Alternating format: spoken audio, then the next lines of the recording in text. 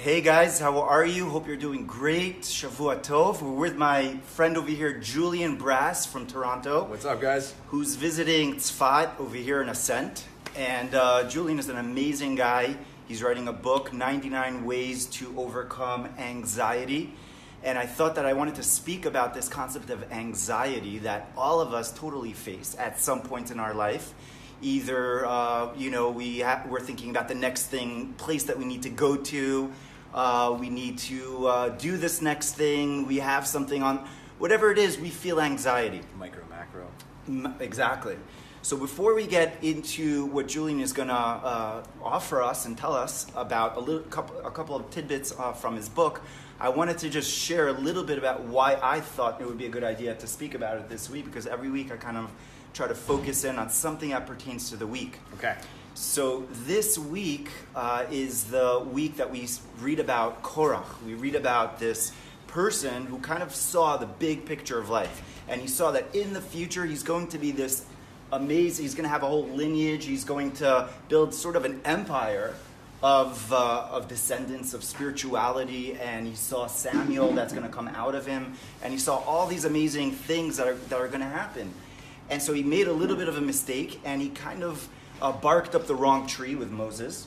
And because of that, he went all the way down. Mm-hmm. And so there's a correlation that the great Kabbalistic masters say, that there's a correlation between the mitzvah of tzitzit and right afterwards the parsha of Korach. Because tzitzit essentially is about looking, like I see you're wearing them also, but tzitzit is about actually seeing the periphery, seeing a lot, but then it says Uritemoto.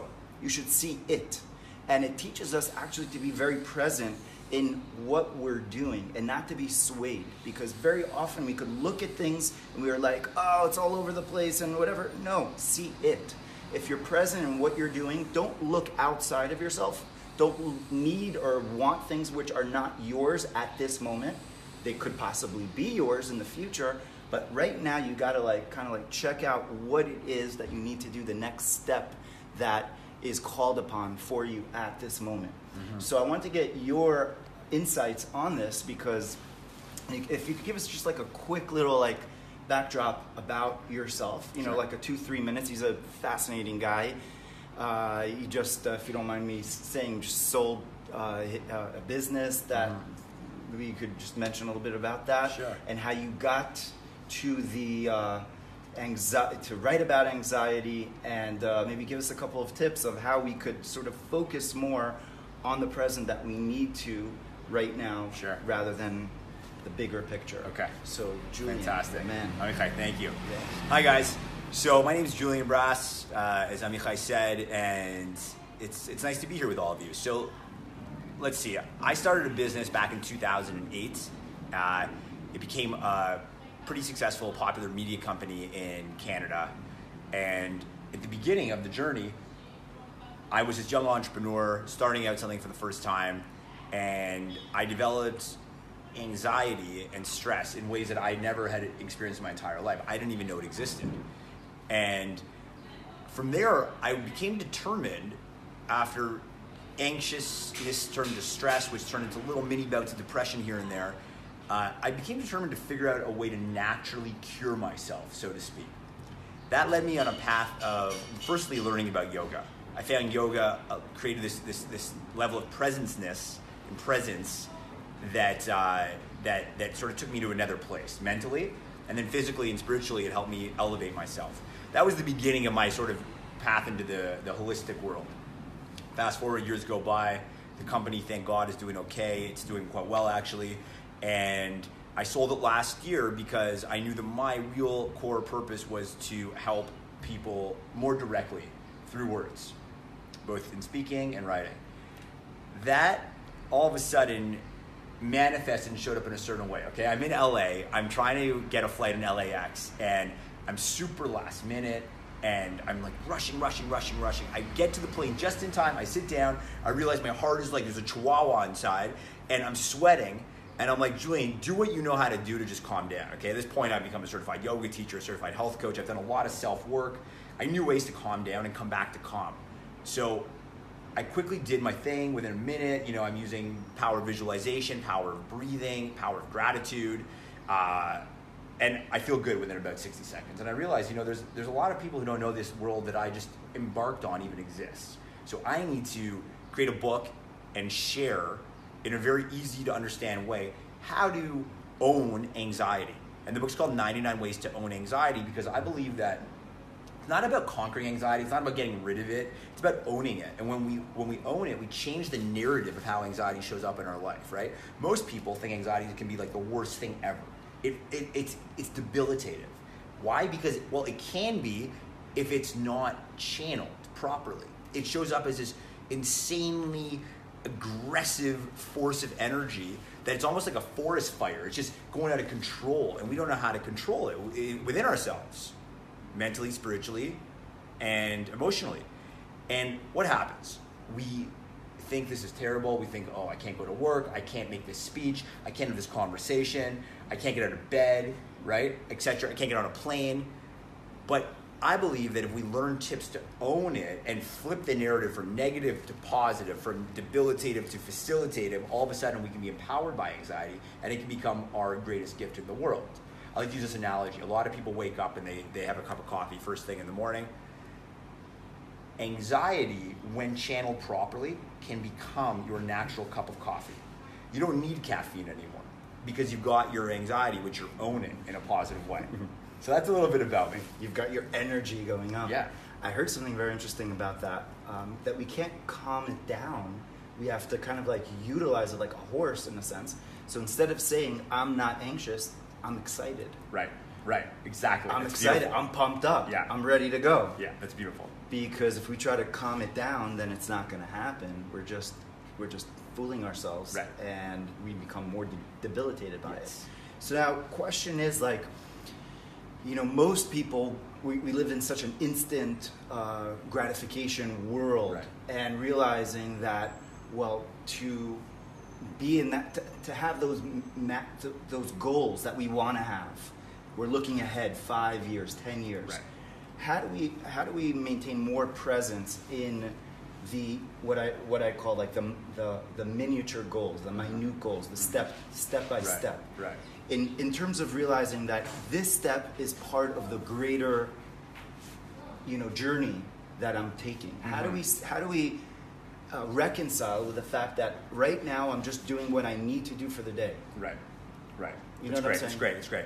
So look, the way, first of all, it's really important that everyone watching knows that anxiety, generally speaking, stems from fear of the unknown. Okay, fear of the unknown. So it's about not knowing about something that is going to happen in the future, and that in turn makes us feel these nerves, which are called anxiety.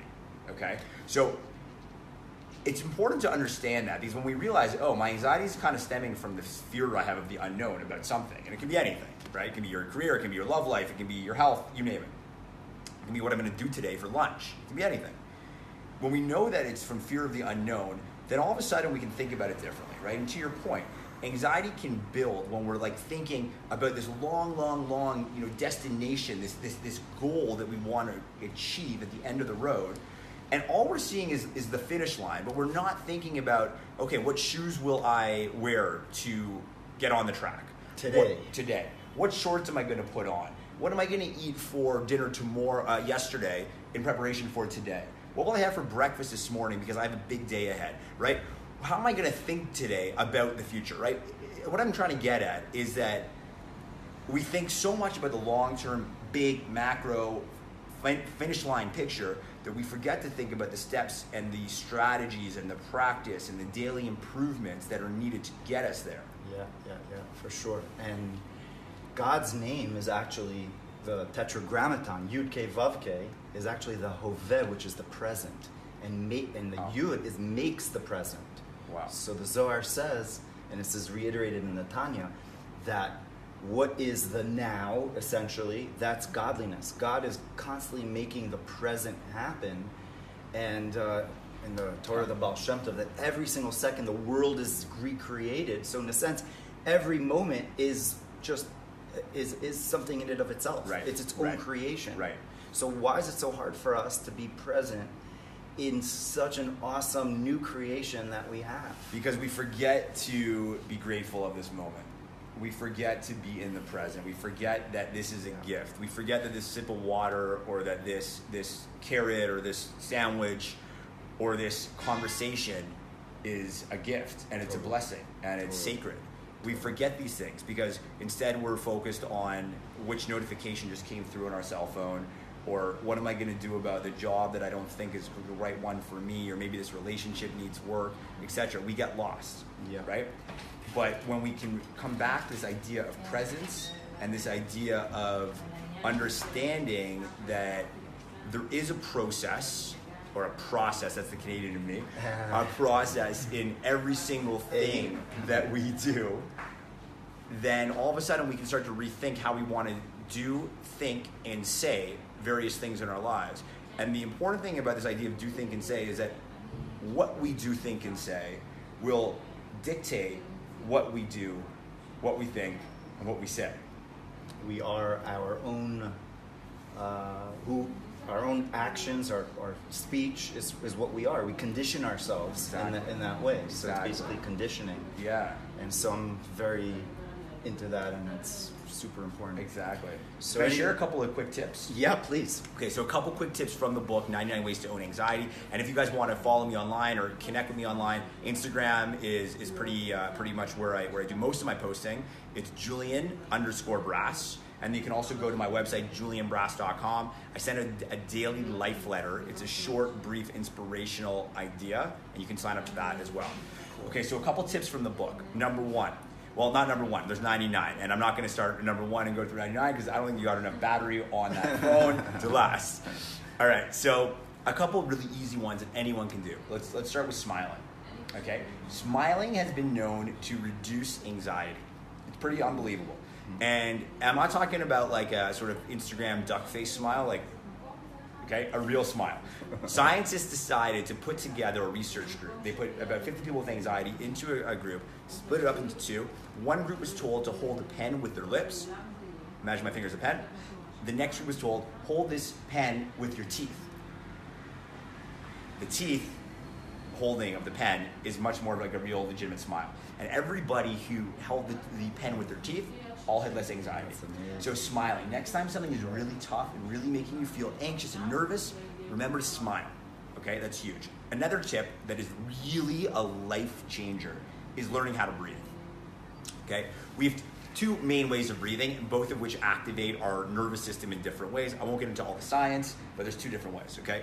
One is up here, call it a lung or chest breath, and one is down here, call it a belly breath, okay? When we breathe in a way that is going, let's say, nose or mouth to chest or lungs, we're actually activating the fight or flight response in our body. Just like when we're running from something scary, or there's, we're worried about an accident or a shock, we're breathing up here. Often when we're feeling anxious and nervous, inadvertently and subconsciously, without even knowing, we start breathing in here. So the trick is to see, okay, Julian, I feel nervous, okay, quickly check your breathing. So go from here to here. So could you give us a tip on how to do that? Yeah, for sure. So let's say you feel nervous, you feel anxious, okay? You've got a big speech, you've got a big conversation, you're getting on a plane, whatever it is that spikes your anxiety. Remember that you're going into this sort of state of anxiety, and to start breathing only through the nose. Big inhale through the nose, and then when you exhale, focus on the belly. Okay, so now we'll do it again. Inhale with the nose and let the belly expand. Sometimes it's nice to put your hand on to feel it expand so you know you're doing it right. And then exhale either through the nose or the mouth. I like the nose, and then let the belly fall. And that is creating a response with the relaxation system in the nervous system. Good, yeah. And it changes the game. Totally. So those are a couple tips. Totally. Instant, relaxation. Yeah, exactly. Well, I'm so grateful to, first of all, to have met you this past weekend. Me too. This past Shabbat. I feel new buddy, new friend. Likewise, 100%. For life. For life. That's it. And a lot of atzlacha with everything that you're doing. Thank you so much. And that's such an important thing, to go ahead and to relax people, teach people how to become anxious, Stressed, whatever that word is. yeah, I don't know if yeah. there's a word. There should be a word for that. There should be. But non-anxiousness. Yeah. So thank you guys for being there, and make sure to follow this guy over there on Instagram. And wishing you an awesome week, Shavua Tov, many blessings, and regards from Tzfat. Yeah. Bye, guys. Take care.